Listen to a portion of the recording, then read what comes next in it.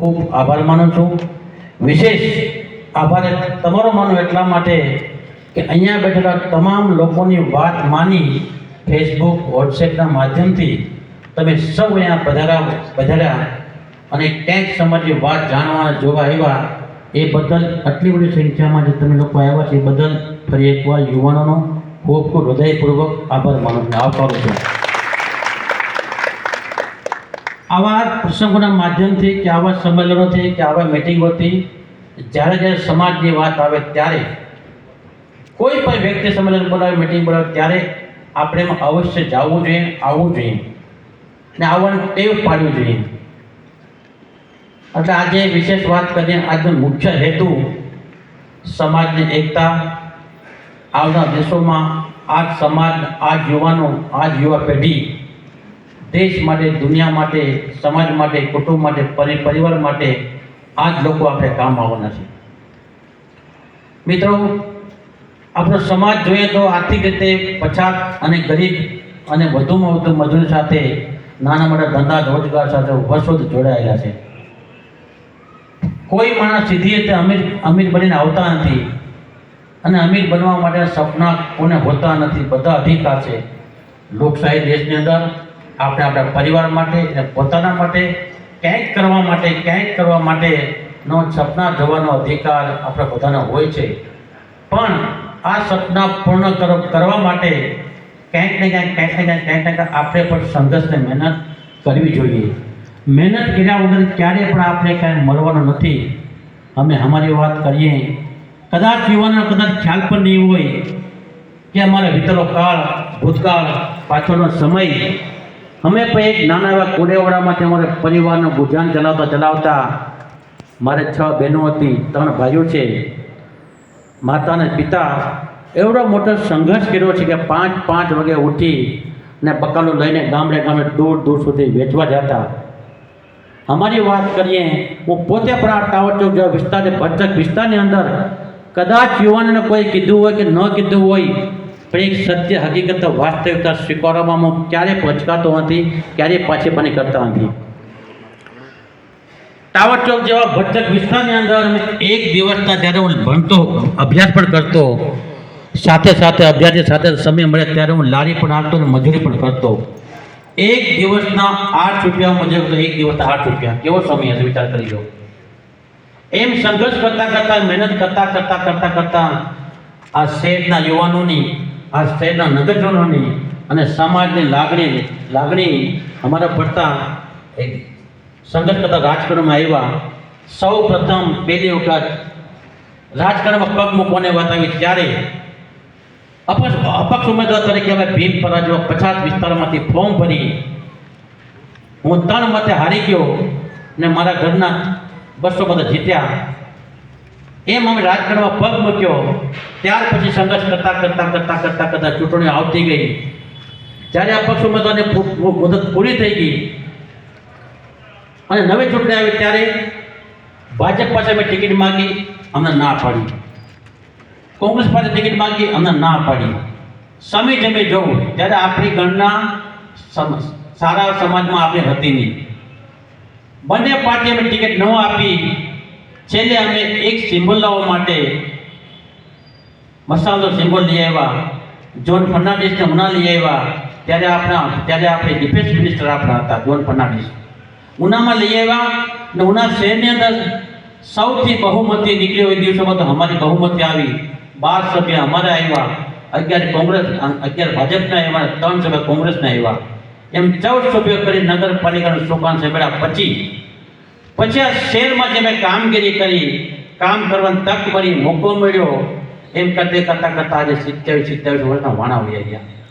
27 વર્ષથી આ શહેરના લોકોએ અને સમાજે નગરપાલિકા અમને કામ કરવાની તક આપી. ત્યારે માણસ ચૂંટાતો, નગરપાલિકામાં જે ચૂંટાય અને ચૂંટણીમાં લડતો હોય ત્યારે એ મને હારી જતો હોય છે. પછી 5 વર્ષ એ મને ઘર છોડીને વયો જાય અને એ મેદાન છોડી દે.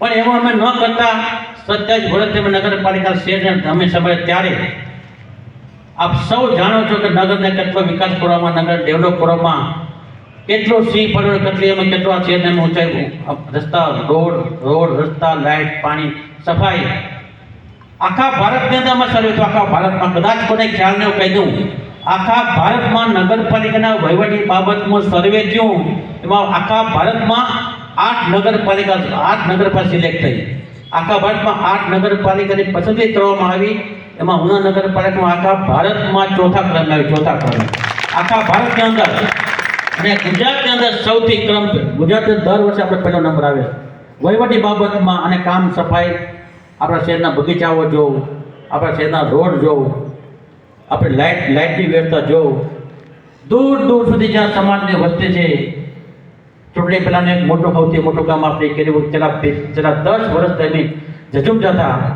ઠીકરિયા ખારાની વાત કરીએ 40 થી 50 60 70 મકાનો હતા ત્યાં જ્યોતિનો પાવર આપવા માટે અનેક પ્રયત્નો કર્યા પણ અનેક પ્રયત્નો બધા નિષ્ફળ ગયા તમે જે 2022માં ફરી એકવાર ધારાસભ્ય તરીકે મને ચૂંટીને મોકલ્યા આપણે 1.5 મહિનામાં ઠીકરિયા ખારામાં કોળી સમાજના મકાનોમાં આપણે 24 કલાક વીજળીનો પાવર આપતા અપાવી શક્યા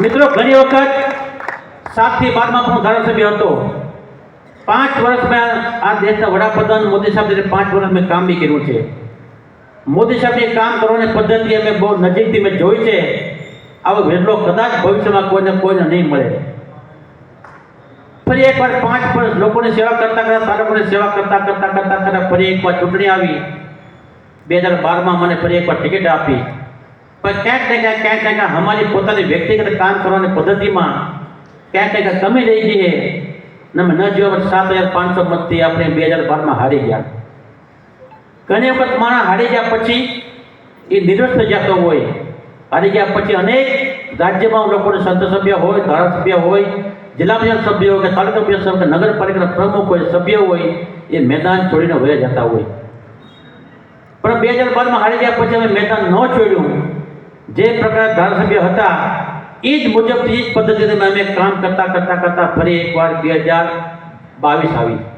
2012 અને 2022 એક દાયકો પૂરો થઈ ગયો એક દાયકો 10 વર્ષનો સમયગાળો વહી ગયો 10 વર્ષ પછી 2022 પછી ટિકિટ મળી કદાચ આપણે ખ્યાલ ન હોય ટિકિટ મળવાના મુખ્ય કારણો ક્યાં હતા 12 થી 14 એજન્સીઓએ 182 ધારાસભ્ય સીટ ઉપર સર્વે કરવામાં આવ્યું ભારતીય જનતા પાર્ટી દ્વારા સર્વે કરવામાં આવ્યું એમાંથી અનેક અહીં બધા લોકોને કદાચ એ દિવસોમાં ફોન પર આવ્યા હશે કે આગામી દિવસોમાં તમે ઉના તાલુકાના કે ઉના શહેર ધારાસભ્ય તમે કોને જોવા માગો અનેક લોકોને ફોન બી આવ્યા છે અનેક એજન્સી પર રૂબરૂ આવી હતી સર્વે ગામને લખતા હતા સર્વે પર કરતા હતા એ સર્વેમાં 70% લોકોએ મારું નામ આપ્યું કે કાળુભાઈ રાઠોડ હોય તો જ આ તાલુકામાં જીતી શકે એના આધારે મને ટિકિટ મળી પાર્ટીએ એ દિવસોમાં તમને એટલા માટે પૂછ્યું કે આગામી દિવસોમાં તમે જે 2022માં મતદાન કરવા જવાનો છો એટલા માટે કાલ તમે જે મત આપવાનો છો અને એ મતનું પણ પુનરાવર્તન પરિવર્તન 2022માં તમે જોયું એ મુજબ આપણે 43,500 મતથી આપણી જીત થઈ ને આપણે જીત્યા પછી આજે 15 મહિના 16 મહિના જેવો સમય થયો અહીંયા વિનોદભાઈએ ઘણી વાત કરી હશે આઝાદી પછી પહેલી વખત ચૂંટાઈ ગયા પછી 70 વર્ષથી જે કામો નથી થયા એવા કામોની વાત કરીએ તો 500 કરોડની આસપાસ ગીરગઢડા ઉના શહેર અને તાલુકાની અંદર આપણે 500 કરોડ રૂપિયાના કામો લઈ આવ્યા કે જેને કલ્પના પણ નહીં હોય એટલે આગામી જે વાત કરી પ્રમાણે અહીંયા આપણે હજી આપણી જ્ઞાતિ વિશે વાત કરી સમાજની વાત કરી ત્યારે હવે પછીના યુવાનો અનેક ધાર્મિક સંસ્થાઓ ભેગા પડ્યા છે ધર્મ અને સંસ્કૃતિ બચાવવી પણ જરૂર છે સનાતન ધર્મનું રક્ષણ કરવું એ પણ જરૂર છે યુવાનો બધા અલગ અલગ સંસ્થાઓ દ્વારા ઘણી વાર બાપા સીતારામનું ગ્રુપ બનાવ્યું હોય કોઈ નવરાત્રિમાં ગ્રુપ બનાવે કોઈ ગણેશ મંદિરના ભંડારો કરીને સમાજને ગ્રુપ બનાવે કોઈ નવરાત્રિ જેવા તહેવારોથી આપણે ઉત્સવ મને નગરપાલિકાના પ્રમુખ ત્યારે અમે વર્ષો પહેલાં દિવાળી જેવા તહેવારો હોય ત્યારે આખું શહેર 12 વાગ્યા સુધી વેપારી આખું પોતાના દુકાન શણગારે અલગ અલગ પ્રકારની કૃત્યો રજૂ કરી આખું ગામ આખું શહેરમાં આટા મારે ને 12 વાગ્યા સુધી આખું ગામ ખુલ્લું હતું.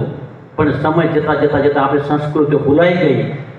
નગરપાલિકાનું સોપાન સંભાળ્યા પછી આપણે સંસ્કૃતિને જાગૃત કરવા માટે અમે દિવાળી જેવો ઉત્સવ મનાવીએ છીએ. આપ સૌ બધા ત્યાં આવો છો. 9 દિવસ આપણે નવરાત્રિનો ઉત્સવ મનાવીએ છીએ, ત્યાં પણ તમે બધા આવો છો, જોવો છો. એ પ્રમાણે અમે આ પ્રકારના આપણે ધાર્મિક કામો કરીએ છીએ. અમે એક ચોક્કસ રાજકીય પક્ષ સાથે જોડાયેલા છે, ભારતીય જનતા પાર્ટીના કાર્યકર્તાઓ પણ છીએ. પણ રાજકારણ કરતાં સમય સાથે સાથે અમે ધાર્મિક કામ હોય, સાંસ્કૃતિક કામ હોય કે સામાજિક કામો હોય, આવા બધા કામો પણ સમય સાથે અમે કરીએ છીએ. સમાજના જીવોને બેઠા હોય ત્યારે હમણાં આપણે એક સમાજની 61 દીકરીને લગ્ન કર્યા. 61 દીકરીના લગ્ન કરવા આ કોઈ સામાન્ય વાત નથી, બહુ અઘરી વાત છે. પરિવારને સમાજને દીકરો ભણાવવો હોય, એ પરિવારને કેટલી ચિંતા હોય છે. આર્થિક પરિસ્થિતિ, દીકરાનો લાભ, દીકરાને ઘરે ભણાવવો, દીકરાને ઘરે ભણાવવી, બહુ દોડાદોડી થઈ જતી હોય. પણ મારે આટલે મોટી સમાજના યુવાને બેઠા હોય ત્યારે, અહીંયા વડીલો બેઠા હોય ત્યારે મારે કહેવું છે, એ દીકરાને મારે કહેવું છે કે તમારા લગ્ન તમારા મા બાપ પછી ઘરે કરવાનો આગ્રહ તમે ન રાખો. એ મારે દીકરીને પણ કહેવું છે આપણા માધ્યમથી કે તારા લગ્ન કરવા માટે તારા મા બાપ માટે પાછળ તારા લગ્ન ઘરે કરવાનો આગ્રહ ન રાખો. કારણ આવા આગ્રહથી કાળી મજૂરી કરતા હોય, રાત જે તમે મહેનત કરતા હોય, કાળી મજૂરી કરતા હોય, રૂપિયો કેમ થાય, 2 રૂપિયા કેમ થાય, એમાંથી એ અમને ખ્યાલ છે. તમે બધા જે કામ કરો છો એ તમારા પરિવારને ગુજરાન ચલાવો છે, મને ખ્યાલ છે. જો પરિવાર પાસે પૈસા હોય તો દીકરીને કરિયાવરમાં આપો. તમારી પૈસા બચે તો તમારા બેંકમાં રાખો, તમારા ઘરમાં રાખો, ભવિષ્યમાં એ પૈસા કામ આવશે. હવે સમાજે ખોટા ખર્ચા કરવાની જરૂર નથી. બીજા લોકોને હરખાણમાં આપણે હાલમાં જરૂર નથી. દેખાદેખી કરવાથી કોઈ મતલબ નથી.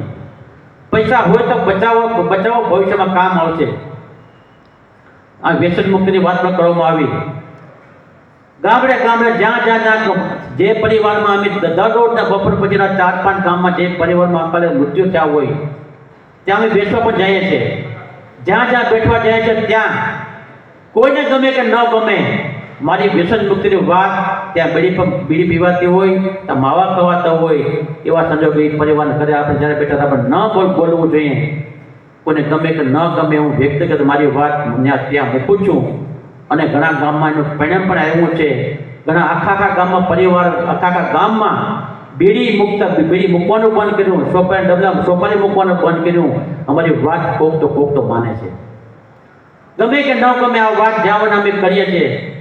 ઉના શહેરની વાત કરીએ, ઉના શહેરના આપણે યુવાન ત્યારે ઉના શહેરની વિકાસની વાત કરીએ તો બાયપાસ આપણો મંજૂર થઈ ગયો છે. બાયપાસ આપણો પૂર્ણ થઈ ગયો છે. કદાચ કોઈને ખ્યાલ નહીં હોય, 8 કિલોમીટર નેશનલ હાઈવે આપણા બાયપાસ આપણે ઉના શહેરમાંથી મધ્યમમાંથી 8 કિલોમીટર છે.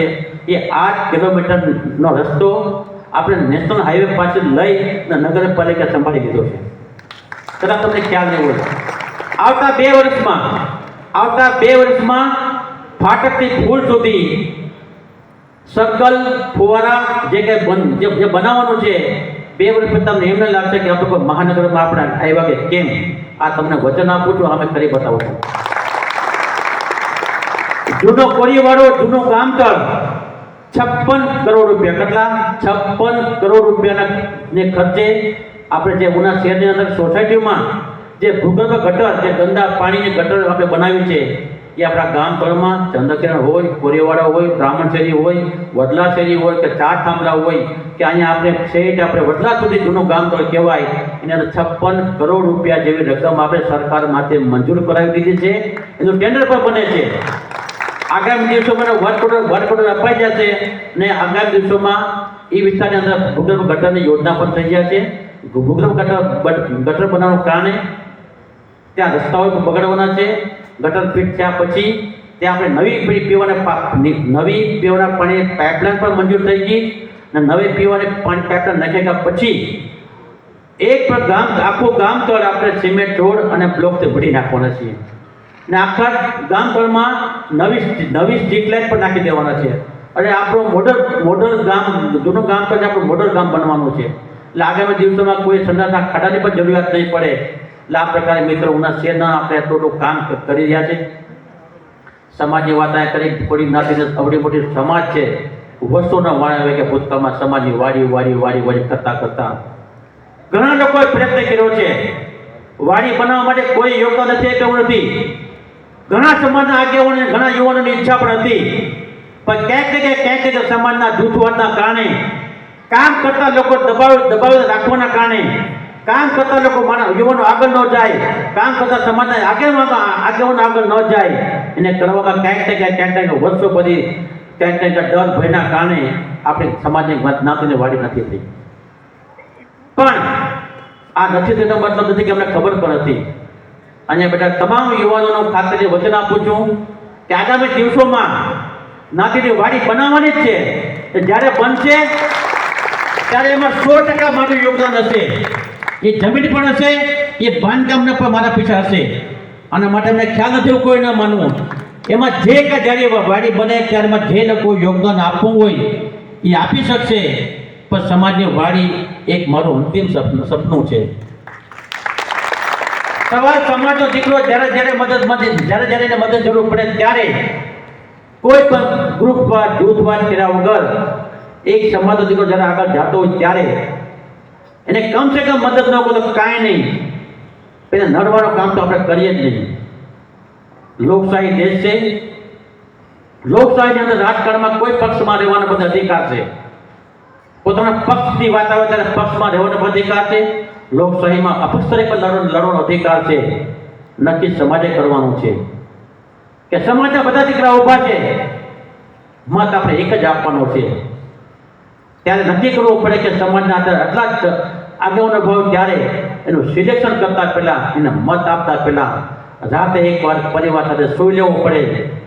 રાતે વિચાર કરી લેવો, સવારે મતદાન કરતા પહેલા મારો મત કોને હોવો જોઈએ. વ્યક્તિ ગમે એ હોય, મારો મત આપતા પહેલા 5 વર્ષે એક વખત જ્યારે ચૂંટણી આવતો ત્યારે તમારા એક મતથી માણસ હારી જતો હોય છે, તમારે એક મતથી માણસ જીતી જતો હોય છે. આપણે બધા જાણીએ છીએ કે આપણા દેશમાં દર વર્ષે 5 વર્ષે ચૂંટણી આવતી હોય અને જતી હોય છે. સામાન્ય નગરપાલિકા ચૂંટણી હોય, તાલુકા પંચાયતની હોય, જિલ્લા પંચાયતની હોય કે ધારાસભ્યની હોય, 5 વર્ષે એકવાર આપણે મત આપવાનો હોય. ત્યારે 2022માં ગુજરાત કેવા લોકોના હાથમાં હોવું જોઈએ એનો તમે નિર્ણય લઈ લીધો કે ગુજરાત ભારતીય જનતા પાર્ટીના હાથમાં હોવું જોઈએ. એ નિર્ણય આપણે લેવાઈ ગયો. બીજો નિર્ણય, આ તાલુકાના ધારાસભ્ય કોણ હોવા જોઈએ, કેવા હોવા જોઈએ, એ નિર્ણય ટૂંકના શહેર અને તાલુકાના લોકો લઈ લીધો. ફરી એકવાર 2022નું આપણા શહેરના લોકોને, યુવાનોને ખૂબ અભિનંદન પાઠવું છું કે આપણા શહેરમાંથી 7,000 મત લીડ નીકળી હતી. એટલે યુવાનોનો હું આભાર પણ માનું છું અને શહેરનો પણ આભાર માનું છું. ફરી એકવાર આ દેશ કેવા લોકોના હાથમાં હોવો જોઈએ, આ દેશ કેવા લોકોના હાથમાં હોવો જોઈએ એનો પણ આપણે નિર્ણય લેવાનો સમય આપણે આવી ગયો છે. આ દેશના આદરણીય વડાપ્રધાન મોદી સાહેબ, આ દેશના વડાપ્રધાન બન્યા પછી આપણે સૌ જાણીએ છીએ કે વિશ્વની અંદર કોરોના જેવી મહામારી આવી ત્યારે આખા વિશ્વને કોઈને ખબર નથી પડતી કે આ દેશમાં શું થઈ રહ્યું છે, શું કરવું છે. માણસ ટપોટપ મરવા માંડ્યા. બીજા દેશોમાં લોકડાઉન જેવું નાખી, લોકોને ભીડભાડથી દૂર કરી, લોકોને ઘરમાં રહેવા માટે આગળ રાખીને લોકોને ઘરમાં પણ રાખ્યા. છતાં બાદ કોરોના આપણે નાથી ન શક્યા. એમ કરતાં માણસની મરવાની સંખ્યા વધતી ગઈ. ત્યારે આદરણીય દેશના વડાપ્રધાને આ દેશના ભારતીય જનતા પાર્ટીના કાર્યકર્તાઓને આહ્વાન કર્યું કે તમે લોકોની વચ્ચે જાઓ, લોકોની વચ્ચે જઈને માનવ જીવન બચાવવા માટે, લોકોને બચાવવા માટે, લોકોની સેવા કરવા માટે લોકોની વચ્ચે જઈ જેટલી મદદ થાય એટલી કરો. એવા દિવસો ભારતીય જનતા પાર્ટીના તમામ કાર્યકર્તાઓ રોડ પર આવી પોતાની કાર્યાલય ખોલી, ગ્રુપ બનાવી, ગ્રુપમાં રહી જેટલી માનવ સેવા થાય એટલી માનવ સેવા લોકોએ કરી. એના ભાગરૂપે ભારતીય જનતા પાર્ટીના સામાન્ય કાર્યકર્તા તરીકે, એક કોઈ સમાજના દીકરા તરીકે મારી ફરજમાં આવ્યો તો મારે પણ આ લોકોની ગામની સેવા કરવી જોઈએ. એવા સંજોગોની અંદર અમે અમારી કાર્યાલય ખુલ્લી રાખી, ગરીબમાં ગરીબ ઘર સુધી છોટા હાથી રાખી, મોટું વાહન રાખી, રાશનની કીટો બનાવી, પછાત વિસ્તારમાં જેટલી મદદ થાય ગરીબો સુધી પહોંચાડી. એમ કરતાં અમે ભાવનગરથી 200 બાટલા ઓક્સિજન મંગાવી 200 બાટલા પર ઓક્સિજન મગાવ્યા, રોડ ગાડી આવે. જેની પાસે પૈસા હતા તેના પરિવારને બચાવવા માટે ઓક્સિજનના બાટલા પર હતા. જેની પાસે પૈસા પણ હતા તેના પરિવારને બચાવવા માટે દવાખાના બેડ મળતા હતા, ખાટલા પર નહોતા. જેની પાસે કરોડો રૂપિયા પણ હતા તેના પરિવારને બચાવવા માટે રેમડેસિવિર ઇન્જેક્શનની વ્યવસ્થા પણ નથી. મારે આજે કહેવું છે કે રાજપરાના બાબુભાઈ કડવા કાંધાના ખાતા ઓળખતા હશે. એના એક પરિવારને બચાવવા માટે, દીકરાને બચાવવા માટે, જવાનને બચાવવા માટે રાજકોટ 2 વ્હીલ જાય અને 25,000નો એક ઇન્જેક્શન એને રોજ ઉના આવે અને એક ઇન્જેક્શન આપવામાં આવતું એના પરિવારને બચાવવા 25,000 એક ઇન્જેક્શન રાજકોટ લઈને આવતા હતા. તમને ખબર પડી, એ પરિવારને ફોન કરીને કહી દીધું કે હવે રેમડેસિવિર ઇન્જેક્શન લેવા માટે તમે ત્યાં ન જતા, અમે તમને વ્યવસ્થા અમે તમને વ્યવસ્થા અહીં અમે કરી આપશું. એવા સંજોગોમાં અમે રેમડેસિવિર ઇન્જેક્શન વ્યવસ્થા પર કરી આપતા. મિત્રો કેવો ખરાબ સમય હતો. ડેડ બોડીઓ પોતાના પરિવારના દવાખાને મૂકીને વયા જતા હતા. એને અંતિમ ક્રિયા કરવા માટે માણસ પણ હતા. સમસાન સગડી આપણે ટૂંકી પડી, 4 સમસાન સગડી હતી. તાત્કાલિક અસરથી અમારા સ્વખર્ચે બીજે બાજુમાં 4 નવી સમસાન સગડી ઊભી કરી અને 8 સગડી ઊભી કર્યા પછી અમે 8 સગડી સબોથી સળગતી હોય ત્યારે અંતિમ સંસ્કાર કરવાવાળા કોણ? એક પણ મારા અમે ગાડી લઈને અમે સમસાન જતા ત્યારે 50 ફૂટના અંતરથી આગમનની અંતિમ ક્રિયાઓ થતી હોય ત્યારે એક પરિવારનો એક માણા પણ અમે સ્થળ પર જોવા નથી મળ્યું. મિત્રો આવા દ્રશ્યો મિત્રો અમે જોયા છે. સમય પર ત્યારે કોઈ પણ સમાજના હોય, સંકટ આવે ત્યારે એની બાજુમાં ઉભું રહેવું, એ જ સાચો મિત્ર કહેવાય, એ જ કુટુંબ, એ જ દોસ્ત કહેવાય. હમણાં આપણે સૌએ જોયું કે ઉના તાલુકામાં એક મોટું સંકટ આપણે ચાલ્યું. આપણે તોક્ત જેવું વાવાઝોડું આવે ત્યારે 8 વાગ્યા સુધી મેં શહેરમાં હતા. જેસીબી વાંચો લઈને તમામ લોકો રાજુભાઈ મળે તમામ યુવાનો પોલીસ સમાન આગળ રોડ ઉપર હતા.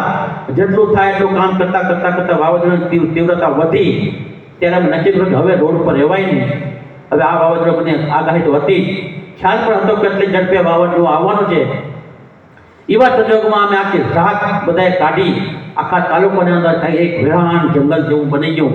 ઉના શહેરમાં અમે 5 વાગે બહાર નીકળ્યા ત્યારે કાંઈ રસ્તા ઉજે નહીં. એક બાજુ વાયર થાંભલા પડ્યા હોય, એક બાજુ વૃક્ષો પડ્યા હોય. એવા સંજોગોમાં સંજયભાઈથી મને, રાજુભાઈથી મને તમામ પરિવાર પાર જેસીબી લઈ 200 કાર્યકર્તાઓ, યુવાનો, નાના સમાજના લોકોને બહાર બોલાવી 24 કલાકની અંદર ઉના તમામ સોસાયટી રસ્તાઓ ક્લિયર કરી નાખ્યા. રસ્તાઓ ક્લિયર તો કર્યા. 3 દિવસમાં ઉના શહેરને આપણે પાણી આપી શક્યા. 2 મહિના પાણી નથી, પણ 3 દિવસમાં ઉના શહેરને આપણે પાણી પહોંચાડી શક્યા. અને 6થા દિવસે આપણે ઉના શહેરને લાઇટની પણ વ્યવસ્થા કરી દીધી. આ મિત્રો કોઈ સામાન્ય વાત નથી. એ અમારે ફરજના ભાગરૂપે કરીએ છીએ. અમને કોઈ કહેતું પણ નથી. આ ગામનું ઋણ મોટું અમારી ઉપર છે. 27 વર્ષથી આ શહેર અમને નગરપાલિકાના જવાબદાર સોંપ્યો ત્યારે 7 થી 12માં ધારાસભ્ય ફરી એકવાર 2022થી મને આ ધારાસભ્ય બન્યા. એક કોળી સમાજના સામાન્ય દીકરાને 27 વર્ષ આ શહેરને સાચવે અને 5 વર્ષ ધારાસભ્ય ફરી એકવાર પાછા ધારાસભ્ય આ સામાન્ય વાત તો નથી. સીમર અને રાજપરા કઠાળ પટ્ટામાં હમણાં કોંગ્રેસના લોકો મોટી વાતો કરે છે કે સીમર આ વિસ્તારની અંદર ભારતીય જનતા પાર્ટીના આગેવાનો સમાજની વાત કરે છે. સમાજની વાતો કરીને આગેવાને લોકોને ભડકાવે છે. સીમરમાં એ પણ કહેવામાં આવ્યું કે સમાજની વાત કરનારા લોકોને મારે કહેવું છે, કોંગ્રેસના કોણ લોકોએ કીધું તમને કદાચ મારે નામ દેવાની જરૂર નથી. કોંગ્રેસના લોકોએ એવું કીધું કે સમાજની વાત તમે લઈને આવતા હોય, સમાજની વાત કરતા હોય તો હું કોઈ સમાજનો દીકરો છે, મારો દીકરો પણ કોઈ સમાજનો દીકરો હોય ત્યારે એક ખાનદાન પરિવારમાંથી મેં આવ્યા ત્યારે 19,000 મત કોઈ સમાજના હોય તો 19 મત મારા કેમ જીતે? સીમરમાં અન્ય સમાજમાં ભાવેશભાઈ ઉપાધ્યાયની વિશે બોલ્યા કે 19 મત વાળો 19,000 કોઈ સમાજના મત હોય તો એ કેમ જીતે?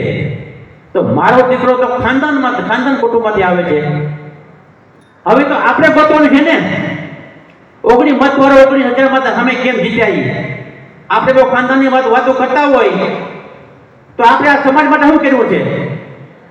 કોઈ સમાજ માટે શું કર્યું છે? આ વિસ્તાર માટે શું છે? 6 ટર્મ 6 વખત આ તાલુકાના ધારાસભ્ય રહ્યા હોય ત્યારે અને સમાજની વાત કરે ત્યારે, સમાજના નામે ચૂંટણી આવે ત્યારે પરિવારની વાત કરી, કુટુંબની વાત કરી, સમાજની વાત કરી અને વાત લઈ ગયા પછી ચૂંટણી પતી ગયા પછી કોણ તમને કોણ અમે વાતના આજે 70 માણા હોઈ ગયા છે. અમે બી કોઈ સમાજના દીકરા છે, અમે બી કામ કરવાની પદ્ધતિ છે, અમે બી કામ કરીએ છીએ. 19,000 વર્ષ જીતી કેમ જાય છે સંશોધન એ તમારે નક્કી કરવાનું છે કે 19 મત વાળો તમારા દીકરાને તમે ખાનદાની કહો, હું ખાનદાન છું. અમે ક્યાં છે કે તમે ખાનદાન નથી? બધા આપણે ખાનદાન જ છીએ. આપણે એમાં તમને કોઈ કહેતું કે તમે ખાનદાન નથી. નક્કી તમે કરો કે 19,000 મત કોઈ સમાજના હોય તો 19 મત વાળો કેમ જીતી તો તમારે ગોતવાનું છે, એ સમાજ નથી ગોતવાનું. તમે 19,000 મત તો સમાજને કોઈ પૂછ્યું? તમારા ગામની આજુબાજુ 19,000 મત કોઈ સમાજને કોઈ પૂછ્યું કે જ્યાં તમારો જન્મ થયો છે સમાજની હાલત શું છે, રાજપરા બંદરની હાલત શું છે, કોઈ પૂછ્યું? 450 કરોડનો ખર્ચે નવા જેટલી બધી 450 કરોડનો ખર્ચે. આ સામાન્ય વાત હતી. આ માછીમારો માટે 450 કરોડનો ખર્ચ જેટલી બનતી હોય તમે તો જોવા ગયા કોઈ દી? તમે કંઈ કર્યું તો નથી તો જવાબ જવું જોઈએ. એટલા માટે તમે 2024-22માં તમે જવાબ આપ્યો છે એ સમજી નથી આપ્યો. 43,532 તમે જે પરિણામ આપ્યું છે આજે પણ લોકો કલ્પના નથી કરતા. એક પણ રાજકીય માણસ, પંડિત માણસ, જે નિષ્ણાત છે માણસ, કોઈને કલ્પના પણ નથી કે કાળુભા ચનાભા રાઠોડ આટલા મત જીતશે, કોઈને કલ્પના પણ નથી. પણ મને જે તમે જોયું છે 2022માં સમાજની દીકરીઓ હોય, સમાજના યુવાનો હોય કે સમાજના વડીલો હોય, મતદાનના દિવસોમાં જે બૂથ પર જતા હતા એના મોઢામાં સ્મિત હતું, એના મોઢામાં આનંદ ઉત્સાહ હતો. ત્યારે મને એમ આટલું મોટું મતદાન થતું હતું. કોઈ મારા નથી કહેવાય ગયા, કોઈ વ્યક્તિ કહેવા નથી ગયા. સ્વયંભૂ મતદાન થતું હતું. સ્વૈચ્છિક રીતે લોકો ઘરની બહાર નીકળી અને મતદાન કરતા હતા. કલ્પના બહારનું પરિણામ આવ્યું. એ બદલ હું આપનો કોઈ સમાજનો પાછો આભાર માનું છું. ફરી એકવાર મેં કીધું એ પ્રમાણે આવનારા દિવસોમાં આ આપણા દેશ ઉપર આ દેશનું સુકાન કેવલ આપણા હાથમાં હોવું જોઈએ એ આપણે મૂળ વાત ઉપર આવી જવું જોઈએ.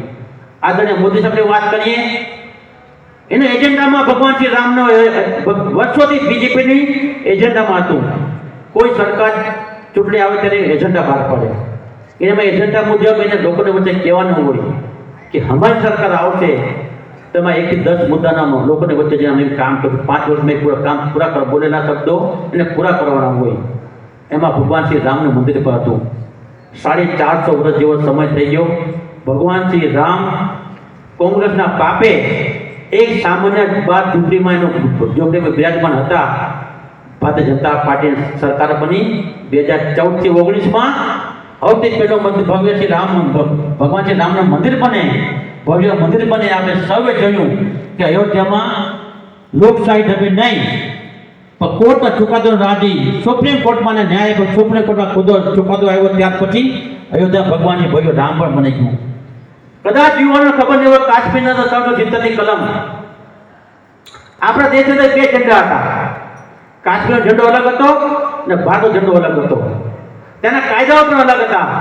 એક પણ વ્યક્તિ કાશ્મીરમાં જમીન લઈ શકે નહીં, મકાન લઈ શકે નહીં કે નોકરી કરી શકે નહીં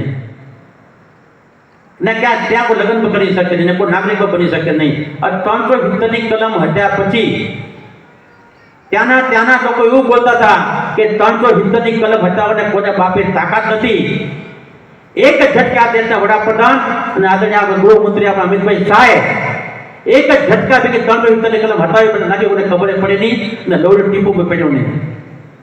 એટલે આ દેશના આદરણીય વડાપ્રધાન મોદી સાહેબ આપણા ગુજરાતી છે અને આટલા બધા મોટા કામો કર્યા છે. આપણે રાશનની વાત કરીએ, એક ગરીબના ઘરે 35 કિલો જે અનાજ આવે દર મહિને એ ફ્રી ઓફ અનાજ આવે છે. 5 વર્ષ સુધી ફરી એકવાર ગરીબોને ઘરે અનાજ પહોંચે કેન્દ્ર સરકારે મોદી સાહેબની જાહેરાત કરી દીધી છે.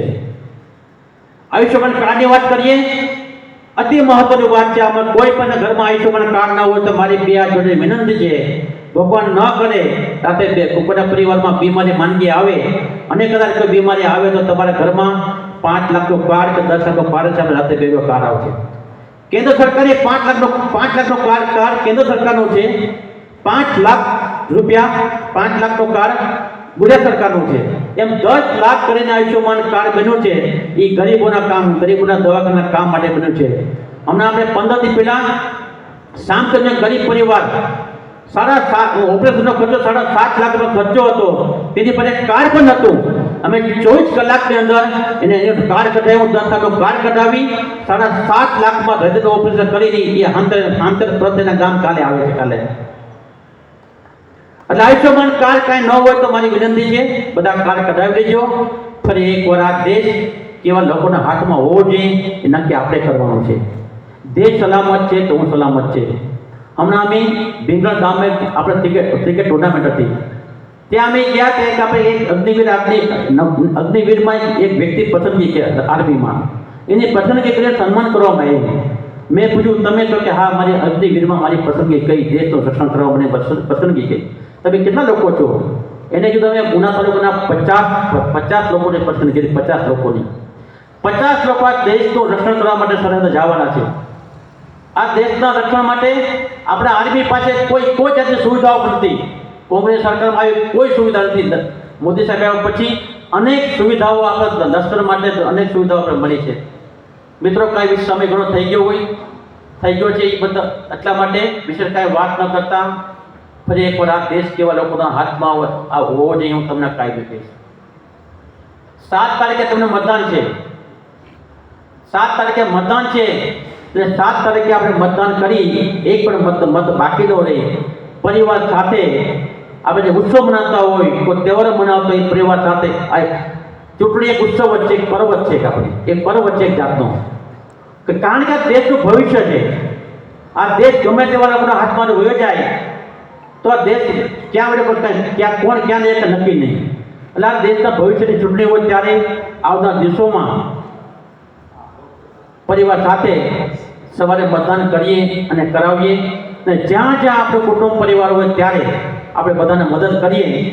તમને ખ્યાલ તો છે ને કે આ ચૂંટણી હાલે છે દેશ માટેની.